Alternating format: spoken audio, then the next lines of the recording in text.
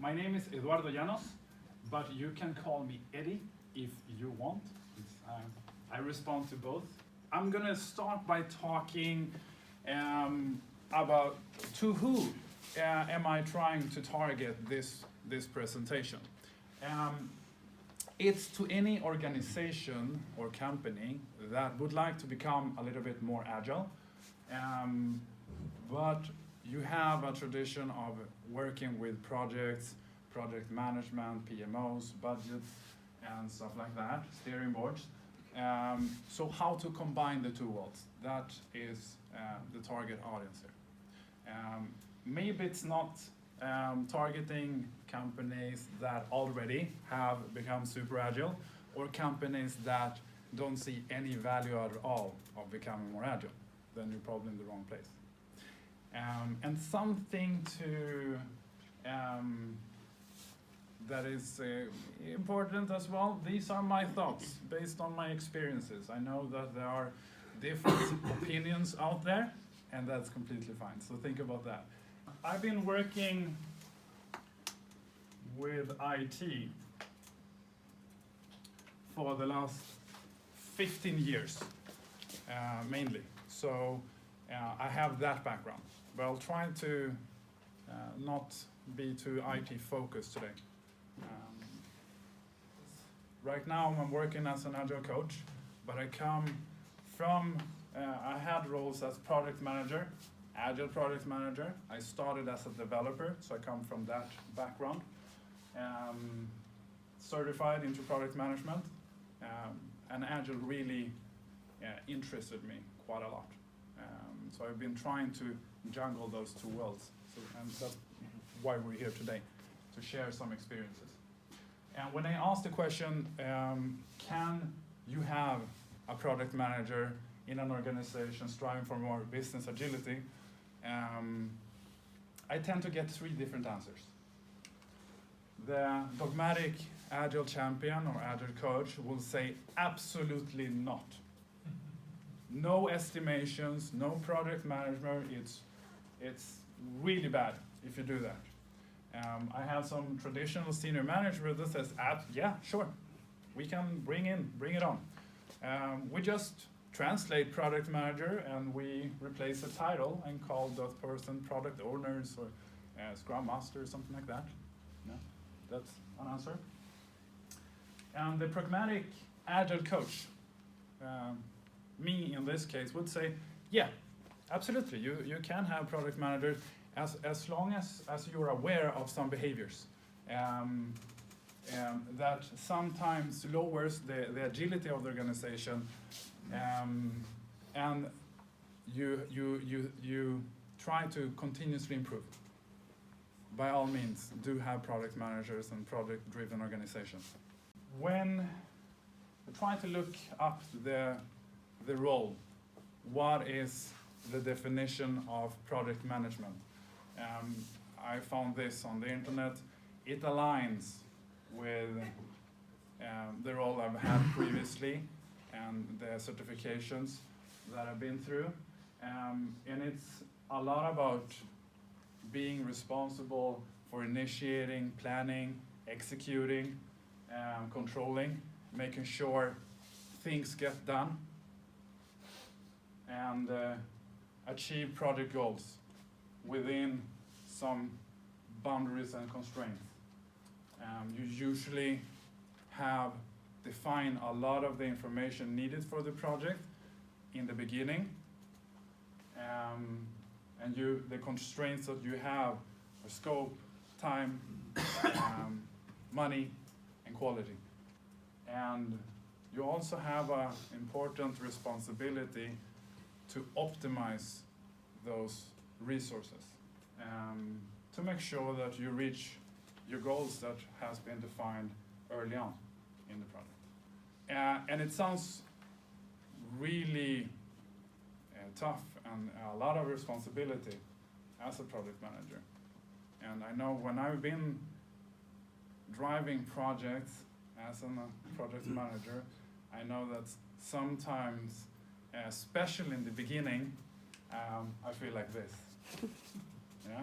The superhero that makes sure that everything goes well. Without me, the project crash. And I also know, using my experience, that I feel like this, especially in the end and the middle, to being the single person responsible for things not going well. I didn't think about things. I miscalculated things. So to give you, I think you have these experiences, I'm going to give you a simplified picture of my experience. It starts by senior management having a strategy of becoming, for example, more competitive by implementing a new system that will achieve some benefit, some value. They call me in and say, Eddie, we have decided that this is really important for us. We need to implement this system that our competitors are using as well, or that we think will enable us to remove a lot of manual work and automate things and stuff like that, or we think it's going to help us to sell more products. And we need you to drive this. And I'm really glad. I'm like, okay, absolutely. Thank you for the confidence. And they say, well, we need a budget and we need a product plan X weeks ahead. Okay. Often I've had the stress of making sure that this product plan and this budget is created pretty quickly. And I'm like, sure, absolutely, let's do that. So I do the plan, okay? I do it in projects in Excel someplace. I often, of course, don't do it myself, but I engage on discussions and conversations with different people that have important information, and I create a plan. There we go. I do the presentation for the top management, and often, in my experience, they've had a lot of detailed questions and say, okay, how about this, how about that, have you thought about this, have you thought about that, da-da-da. I see some people nodding, yes, not far from the truth, and I fix those things. Maybe I missed some things that they point out. And often I get a question, okay, when can you be done? And I say something like, well, I think based on the complexity and the uncertainty, 6 months. And they say, well, we need to make sure that we have this system up and running in 4 months. Otherwise, we're gonna lose sales or critical deadline. And I'm like, well, okay, sure, but it will be hard. It will because we have a lot of uncertainties and complexities. And they say something like, well, we believe in you. We think you can solve it. Yeah? I feel like a hero again. Okay, let's do this. And how many resources do you need? Well, I don't know. I estimate and do a prognostication how many resources I need, because I've defined the budget, right? And they say something like, well, good, let's do this. 4 months, coordinate with the resource managers to assemble your product team, and we'll follow up on a steering board meeting every month. Okay? Okay, so I go and talk to the resource managers and say, hi guys, I need people for this prioritized project. Who can I get? Because we have a matrix organization, or I've had. And they say something like, yeah, I have Linda here, but she's only available 25% of the time. She is working on another prioritized project. Okay. And the other manager says, well, I have Carl, 75%. He's working on another prioritized project. I'm like, okay, let's deal with that. That's the conditions I have. So, in my experience, when this has happened, what we have is a situation where we have a plan. The plan is mainly created by me as a project manager. Of course, with input from other people that I need. I have a group of specialists working from the matrix organization. These specialists are often working part-time in my project. We have focus on the project output, the system implementation in this case. Okay, we're not focusing on the improving the sales or improving, removing manual work. It's a lot of times, in my experience, it's been the system implementation that is the focus and the output. We have a deadline that I have committed to. Okay, the 4 months is a deadline I said okay to somewhere in a steering board. And the plan I created is the plan that probably will be followed up on by the steering board or the stakeholders. Because I have dependencies, I will need to coordinate quite a lot. I have different other projects that also are prioritized. So that's something I need to take care of. And I have people working part-time. And I have a situation in the beginning, maybe, that a steering board also is in and picking on the details. So that was a typical situation for me as a project manager, simplified of course. When you have this situation and I go to some Agile convention, or I have an Agile coach presenting this situation, the Agile coach will say something like, well, don't do projects. Okay. Skip the budgets, that's destructive. Don't try to prognosticize, it's just a guessing game anyway. Move mandate down. Avoid the big bang release, but that is also what is expected of me. Don't have steering boards, okay? But I have a steering board, what do I do with it? No deadlines, but I have a deadline. Be servant leader, what does that mean? No estimates, avoid them, but how do I know when we're done?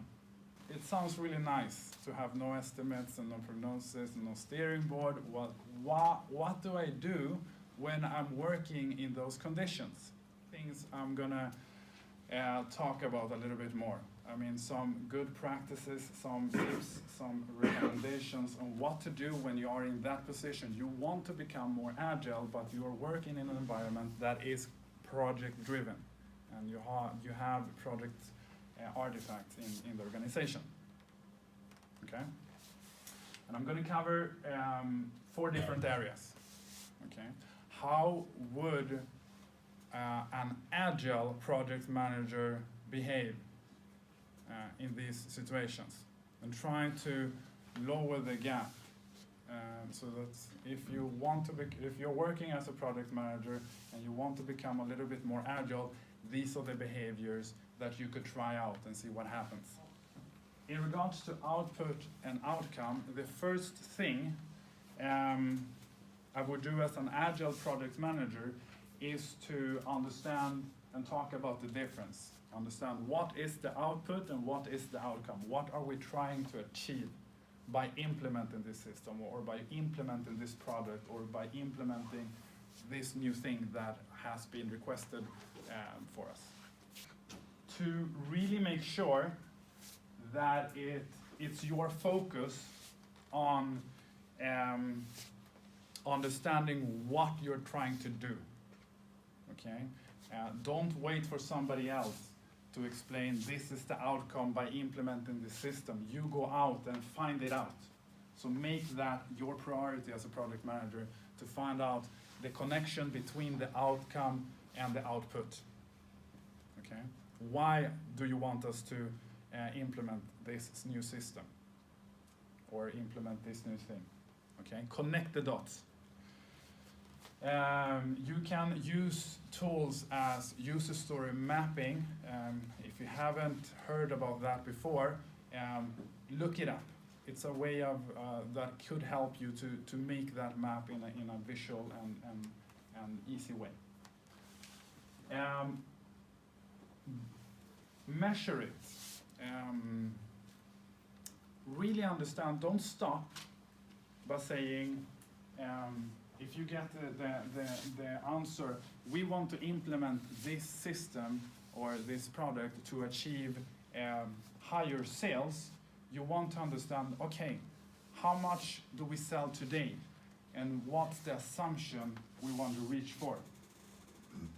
Again, it's you taking that responsibility and taking to find those things out. Maybe you need to go out and talk to stakeholders or end users or business analysts, but make sure that you have values on them. It makes it a little bit easier. Do you want to remove manual?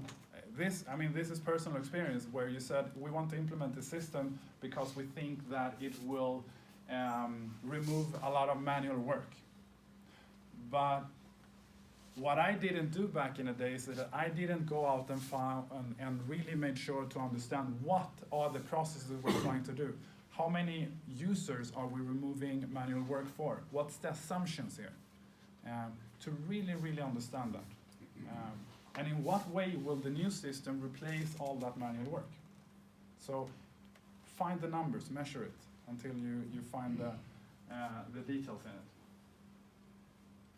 And be an ambassador for the outcome.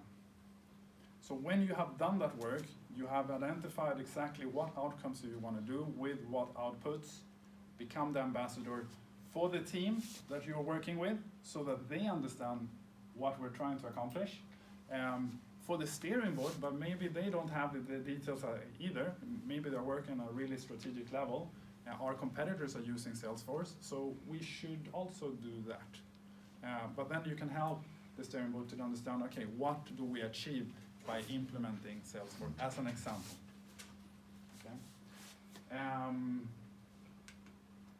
And visualize it. Being an ambassador, finding it out, finding the values, put it up. Visual.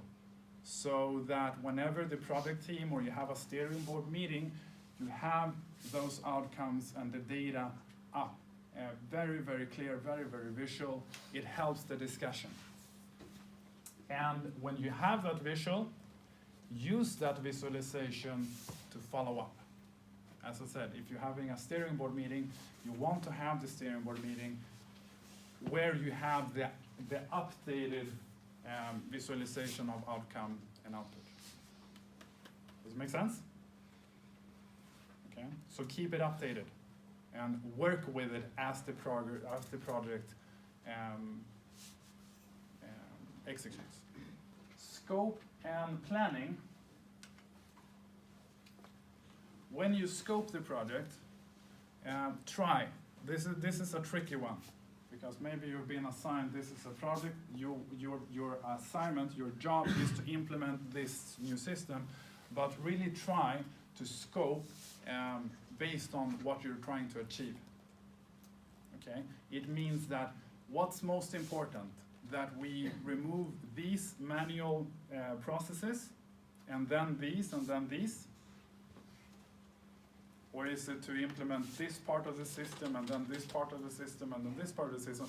So that is output focusing, and the other thing is that is outcome focusing.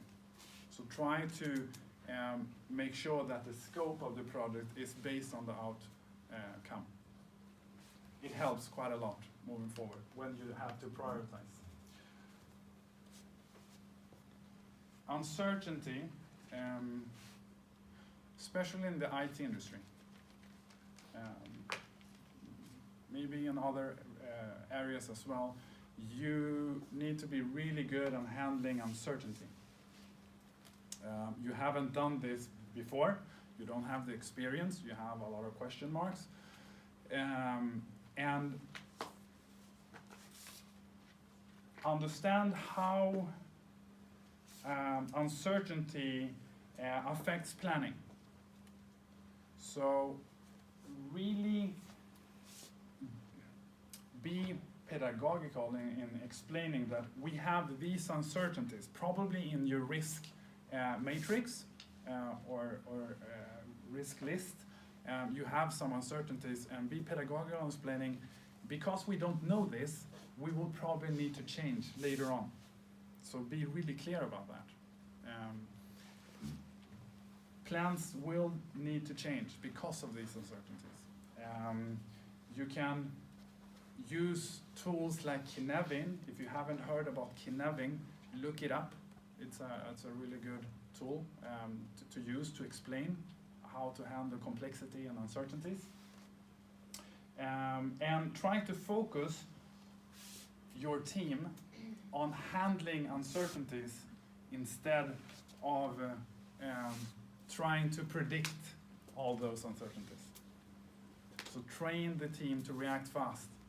Train the team and say, okay, team and steering board, we know that we have uncertainties. How do we tackle them in the best way? Instead of being super stressed about trying to predict and get answers early on. Become really good at handling them instead of predicting them. Slice it down. If you have managed to scope the product on outcomes, you can slice it down. You can say things, we're going to start here. We're going to start with this first delivery that will achieve this value. So we will remove one process instead of trying to remove 10 processes.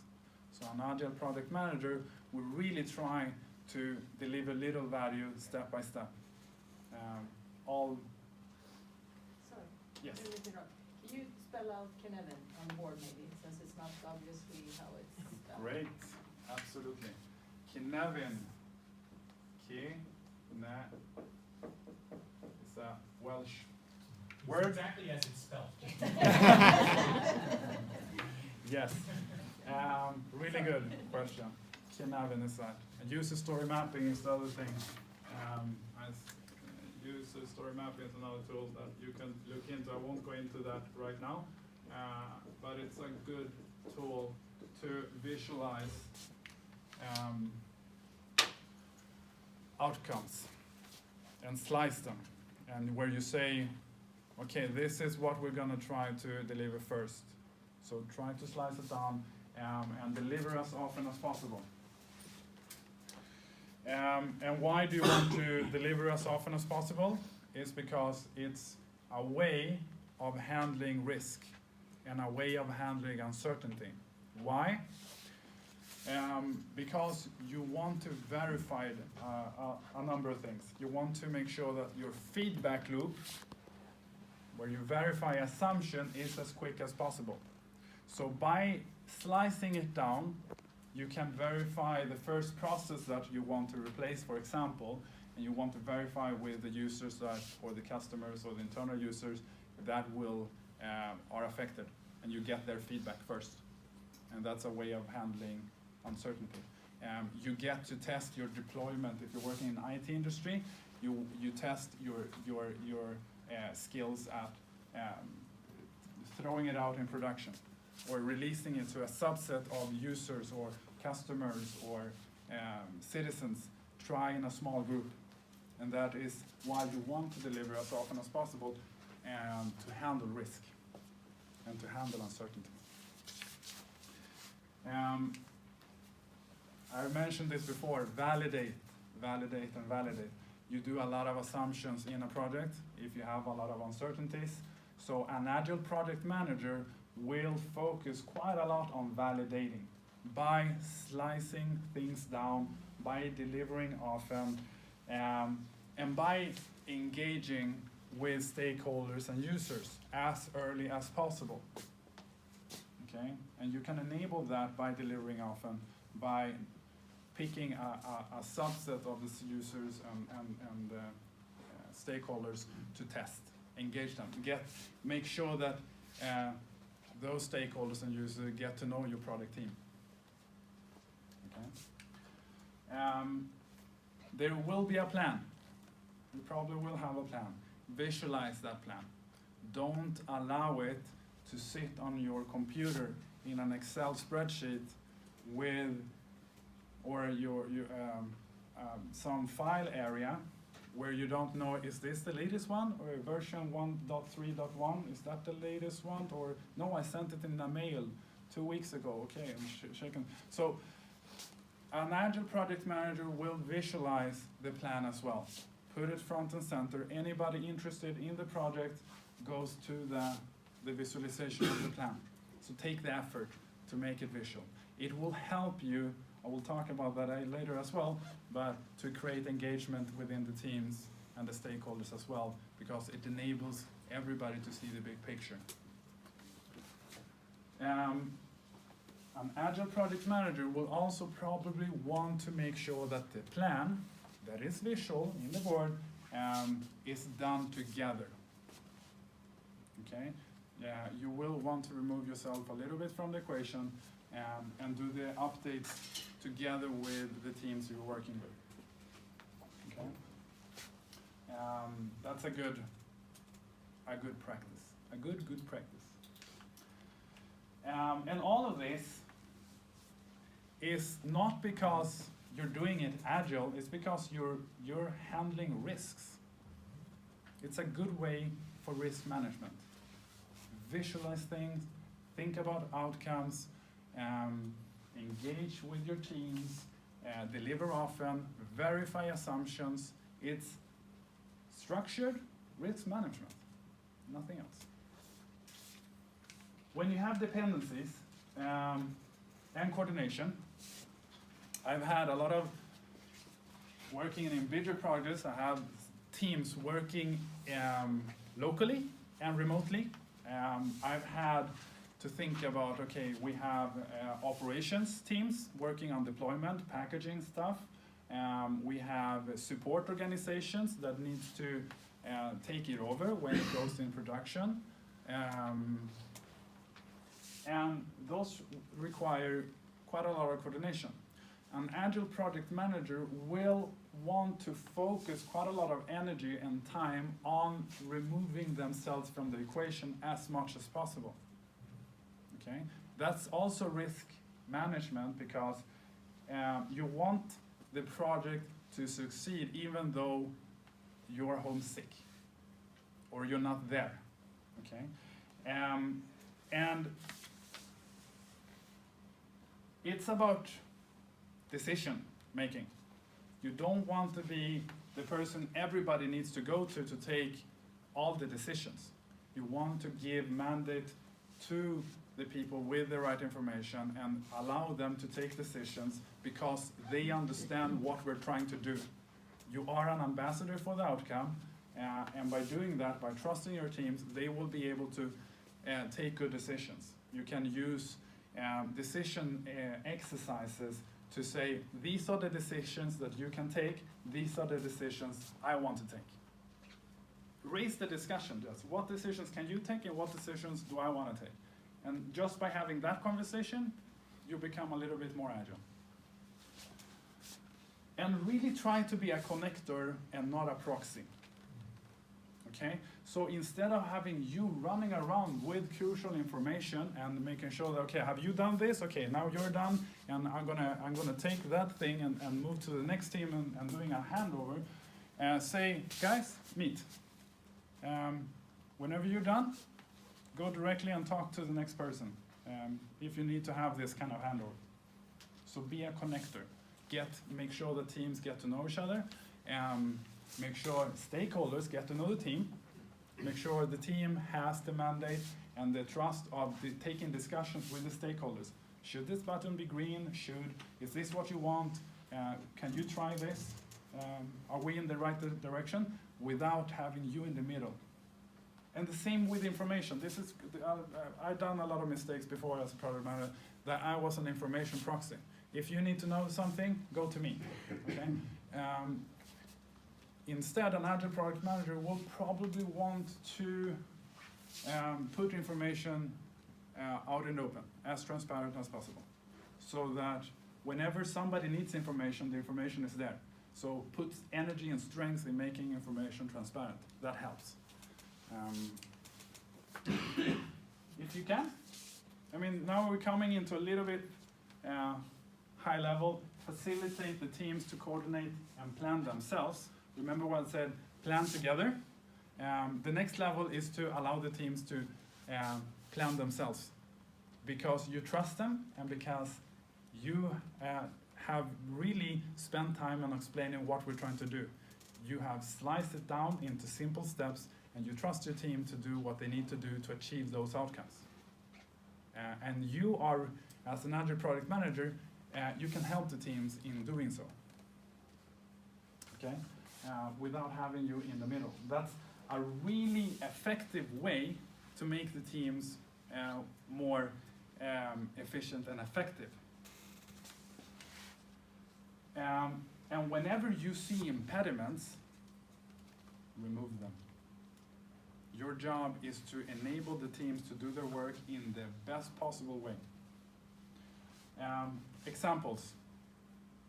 If you see that you have remote teams and the technology is not working because the speaker in the conference room doesn't work and the microphone doesn't work, instead of accepting that and having people, spending a lot of unnecessary time in bad meetings where good communication needs to happen, make sure the technology works.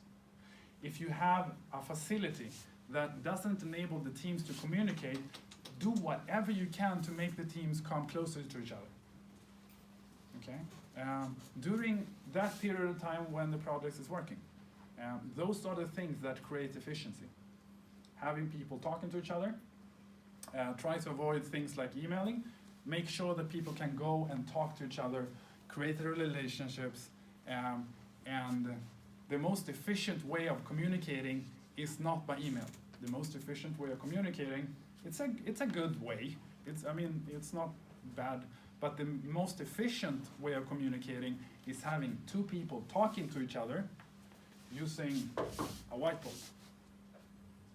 So try to engage on that. Try to make sure that that can happen. If it can happen, see if you can remove those impediments. And as a project manager, you want to optimize. You want to try to optimize, right? And you can optimize on effectiveness or efficiency. What's the difference? What's efficiency? Yeah, something works in a certain period of time. So you get something done in a certain period of time, whereas effectiveness is it works. Yeah. A person shooting arrows 50 times a minute is efficiency. Really fast. But no arrow is actually hitting the target. That's effectiveness. So if you want to optimize something, start with effectiveness, hitting the target. By focusing on the outcome, by visualizing the outcomes, visualizing the project plan, this is what you're doing. You're optimizing on effectiveness so that the teams understand what we're trying to do. Okay? Not coding faster, not testing faster, not communicating faster. You want to do this as well, but only once you have achieved this. Then you go on speed and say, how can we deliver even faster and faster and faster and faster? How can we make sure that we fix bugs faster and faster and faster? But make sure you reach the target. That's your focus. That's your optimization basis as an Agile project manager. It's not easy, but if you think about it, it probably may help a little on how to spend your time. The right things in the right way. Yes, absolutely. And the right things is often focusing on the outcomes. Okay. Mandate and engagement. Let's build engagement, focus on the outcomes. Give mandates to the team to take decisions. That creates engagement. Use organization intelligence. That means use the brain power of as many people as you can, not only yourself or your key architects or key stakeholders. Try to use as many thoughts as possible, and by talking about outcomes, that helps quite a lot. Improve. Agile product manager will want to improve using retrospectives. Stop, think about what went well, what we can improve, and help the teams to do so. Avoid resource optimization, because that if you resource optimize, you tell you do that, you do that, you do that, and then you do that, tell me when you're done, what that will create. Be aware that that will probably kill engagement, and you want as high engagement as possible by allowing teams to take decisions, and they can do that if you're giving them the mandate to do so. And you can trust them because they know where you want to go. Transparency, information, raise it as high as possible. Don't avoid information as needed, because then you need to know when people need information. Keep it open until close. I hope that gave you some ideas, inspiration on what to do as a product manager if you want to become a little bit more agile.